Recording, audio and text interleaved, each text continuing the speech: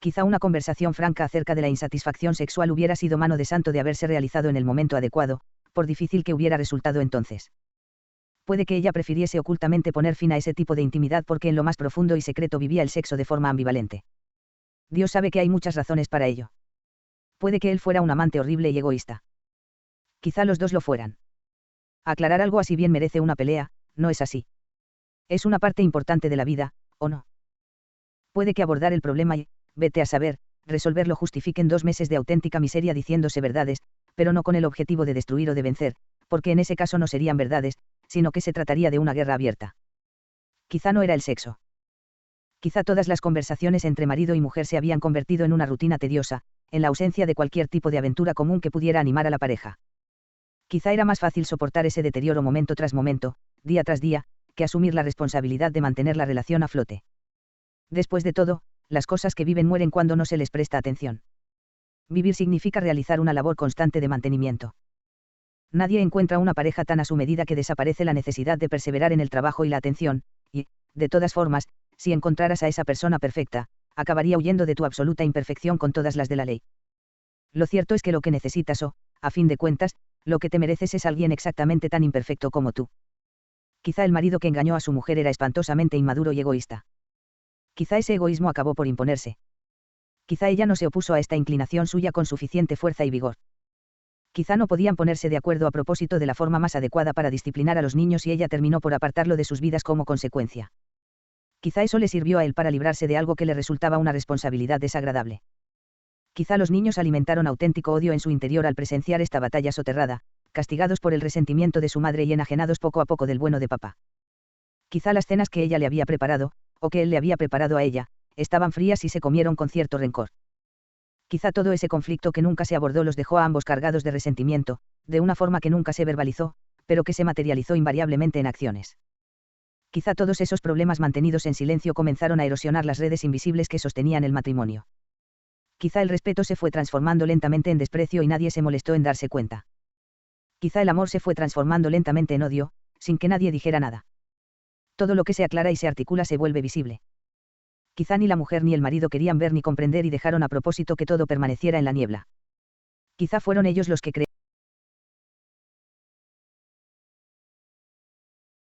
crearon la niebla, para esconder lo que no querían ver. ¿Qué es lo que ganó la señora cuando pasó de amante a sirvienta o madre? Fue para ella un alivio que desapareciera su vida sexual. Le resultaba más conveniente quejarse a los vecinos y a su madre cuando su marido no estaba mirando. Quizá, en secreto, eso le resultaba más gratificante que cualquier cosa que pudiera derivarse de un matrimonio, por perfecto que fuera. Que puede llegar a compararse con los placeres de un martirio sofisticado y bien ejercitado. Es una auténtica santa, casada con un tipo horrible. Se merecía algo mucho mejor. Es un mito muy gratificante con el que vivir, incluso si se ha elegido de forma inconsciente, por mucho que se lamente la realidad de la situación en cuestión. Quizá nunca le gustó de verdad su marido. Quizá nunca le hayan gustado de verdad los hombres, ni ahora tampoco. Quizá era culpa de su madre, o de su abuela. Quizá no hizo más que reproducir su comportamiento, reproduciendo los mismos problemas que se fueron transmitiendo de forma inconsciente e implícita de generación en generación. Quizá estaba vengándose de su padre, de su hermano o de toda la sociedad. ¿Qué es lo que consiguió su marido, por su parte, cuando agonizó la vida sexual en casa? Lo aceptó de forma voluntaria como un mártir y se lamentó amargamente a sus amigos. Lo utilizó como la excusa que necesitaba de cualquier modo para buscarse una amante. Lo utilizó para justificar el resentimiento que todavía experimentaba hacia las mujeres, en general, por todas las veces que lo habían rechazado antes de caer en el matrimonio. Aprovechó la oportunidad para dejarse llevar por la falta de esfuerzo, engordar y volverse vago, ya que de todos modos nadie lo deseaba.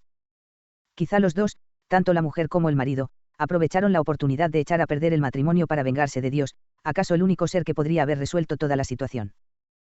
Aquí está la terrible verdad de estas cuestiones, cada una de las razones del fracaso marital que voluntariamente no se procesaron ni se entendieron, sino que por el contrario se ignoraron, se agravará, conspirará y terminará acechando el resto de su vida a esa mujer que fue traicionada por su marido y por sí misma. Lo mismo ocurre con el marido. Todo lo que ella, o él, o ellos, o nosotros debemos hacer para asegurarnos un resultado semejante es simplemente nada, no darnos cuenta, no reaccionar, no vigilar, no discutir, no sopesar, no buscar la paz, no asumir responsabilidades. No te enfrentes al caos para transformarlo en orden, sino que limítate a esperar, sin ningún asomo de ingenuidad o inocencia, a que el caos se desborde y te arrastre. ¿Por qué evitar las cosas si así envenenamos de forma inevitable el futuro?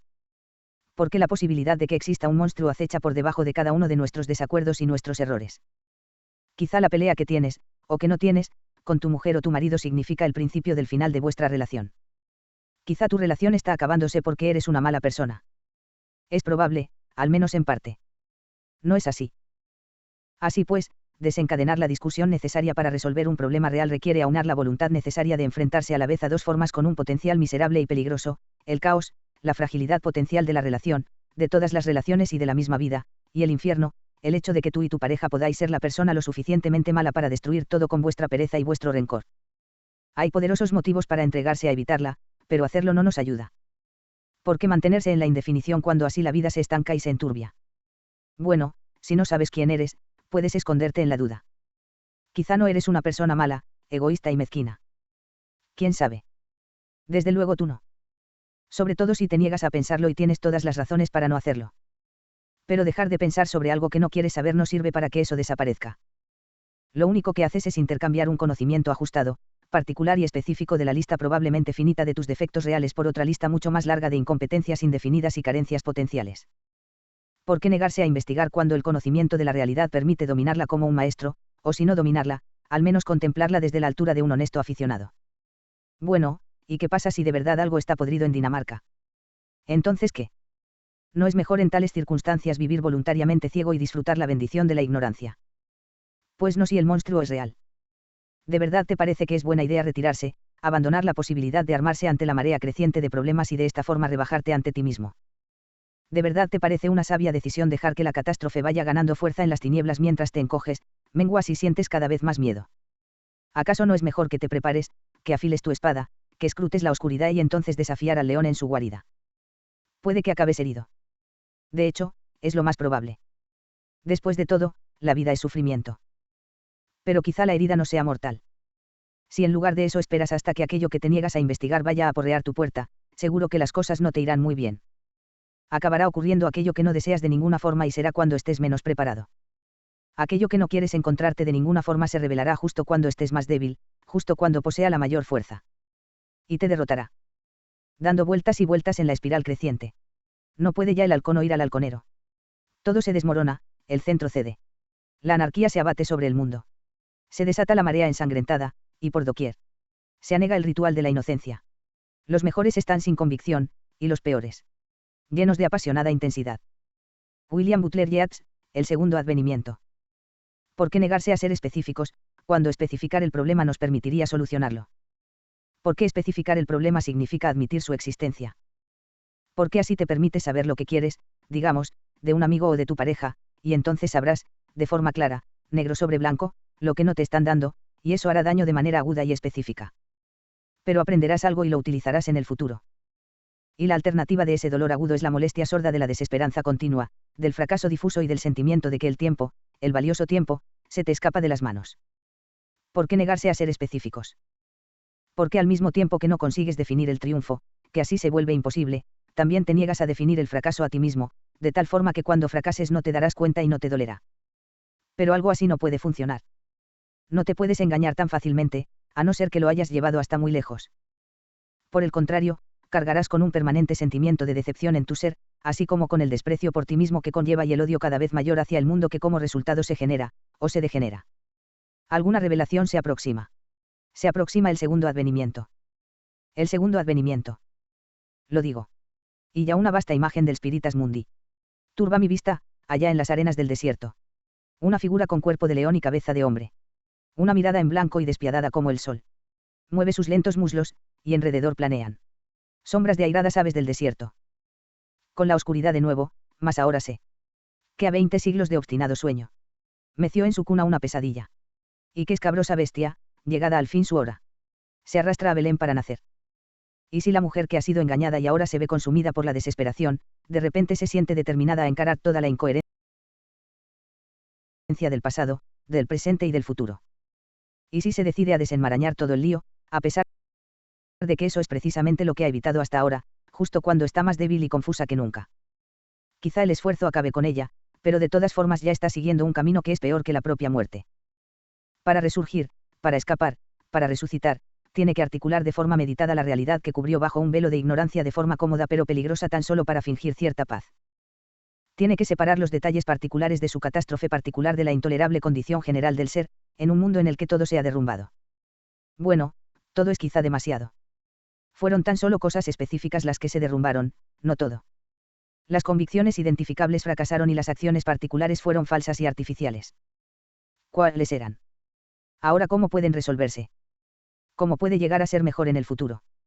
Nunca volverá a tierra firme si se niega o si es incapaz de averiguarlo.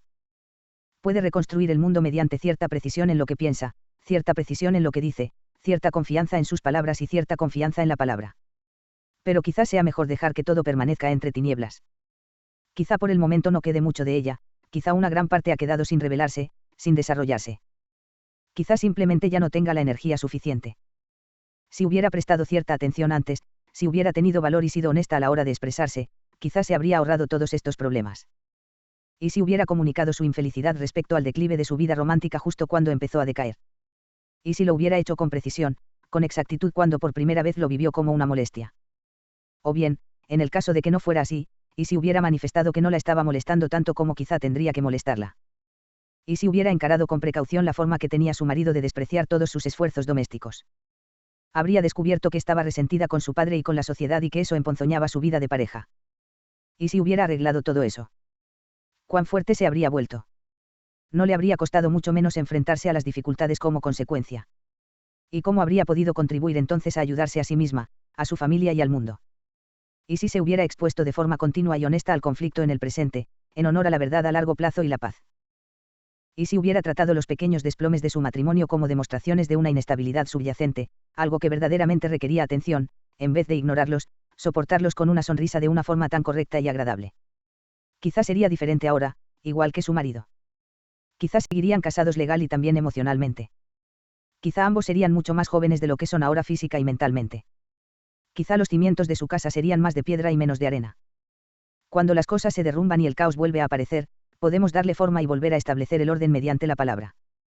Si hablamos con cuidado y de forma precisa, podemos resolver las cosas y dejarlas en el lugar que les corresponde, y después fijarnos un nuevo objetivo y dirigirnos hacia él, a menudo de forma colectiva si negociamos, si alcanzamos un consenso. Si, por el contrario, hablamos de forma descuidada e imprecisa, todo se mantendrá en la indefinición. No podremos anunciar destino alguno.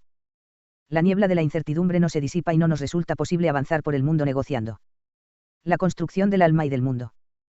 Tanto la psique, el alma, como el mundo se organizan en los niveles superiores de la existencia humana con el lenguaje, a través de la comunicación.